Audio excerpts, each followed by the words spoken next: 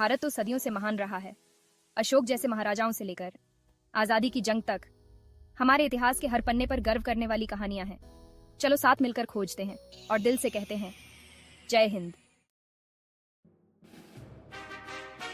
8 अगस्त का दिन भारतीय इतिहास में बहुत महत्वपूर्ण है। यह दिन क्विट इंडिया मूवमेंट की शुरुआत का दिन है। यह आंदोलन भारत को अंग्रेजों की गुलामी से आजादी दिलाने की लड़ाई में एक महत्वपूर्ण मोड़ था। 1942 में महात्मा गांधी के नेतृत्व में इंडियन नेशनल कांग्रेस ने एक बड़ा ऐलान किया। उन्होंने भारत की पूरी आजादी की मांग की। क्विट इंडिया मूवमेंट, जिसे अगस्त क्रांति भी कहा जाता है, भारतीयों के बढ़ते असंतोष का नतीजा था। अंग्रेजों ने इसका जवाब बहुत तेजी और क्रूरता से दिया। हजारों लोगों को गिरफ्तार कर लिया गया और बहुत से लोग इस संघर्ष में अपनी जान गंवा बैठे। इस कड़ी कार्रवाई के बावजूद इस आंदोलन ने भारतीय लोगों की अटूट भावना को दिखाया। इसने आजादी पाने की उनकी दृढ़ता को उजागर किया।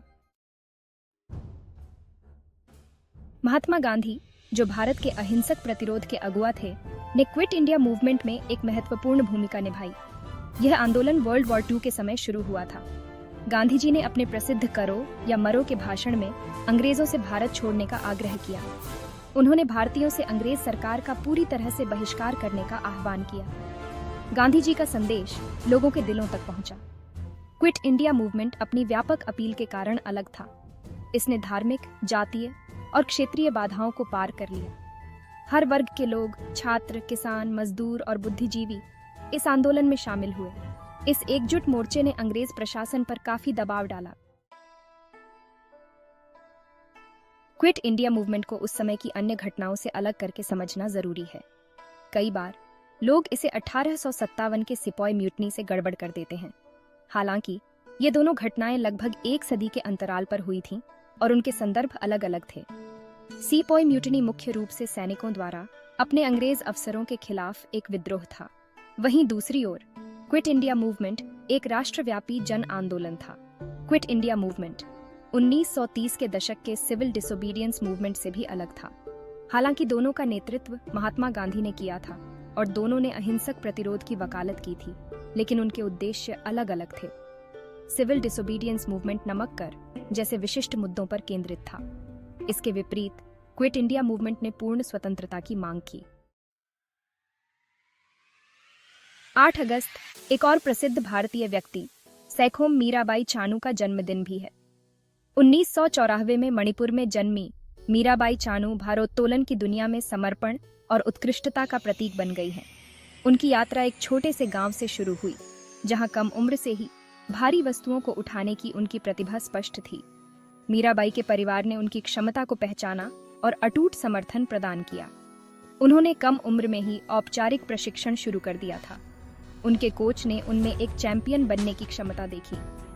हर गुजरते साल के साथ मीराबाई का अपने खेल के प्रति समर्पण और मजबूत होता गया। उन्होंने अपने जुनून को आगे बढ़ाने के लिए सीमित संसाधनों और सामाजिक अपेक्षाओं सहित कई चुनौतियों का सामना किया। मीराबाई चानू की प्रतिभा और कड़ी मेहनत ने उन्हें अंतर्राष्ट्रीय मंच पर सफलता दिलाई। उन्होंने 2014 के कॉमनवेल्थ गेम्स में अपना पहला बड़ा पदक जीता। यह उनके पदक जीतने की शुरुआत भर थी। मीराबाई ने वर्ल्ड चैंपियनशिप्स और एशियन चैंपियनशिप्स में पदक जीतकर भारोत्तोलन में खुद को एक ताकतवर प्रतियोगी के रूप में स्थापित किया। हालांकि यह टोक्यो 2020 ओलंपिक्स में उनका प्रदर्शन था, जिसने इतिहास में उनका नाम दर्ज कराया। मीराबाई चानू ने महिलाओं के 49 किलोग्राम वर्ग में रजत पदक जीता। उनकी जीत न केवल एक व्यक्तिगत जीत थी, बल्कि भारत के लिए अत्यंत गर्व का क्षण था। वह ओलंपिक्स में रजत पदक जीतने वाली पहली भारतीय भारोत्तोलक बनी। 8 अगस्त का दिन भारत की अदम्य भावना का प्रमाण है।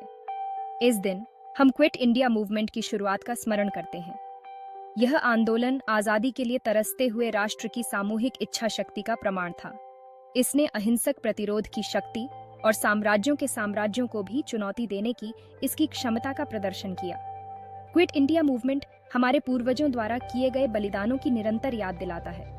इसी दिन हम सैखोम मीराबाई चानू के जन्म का उत्सव मनाते हैं।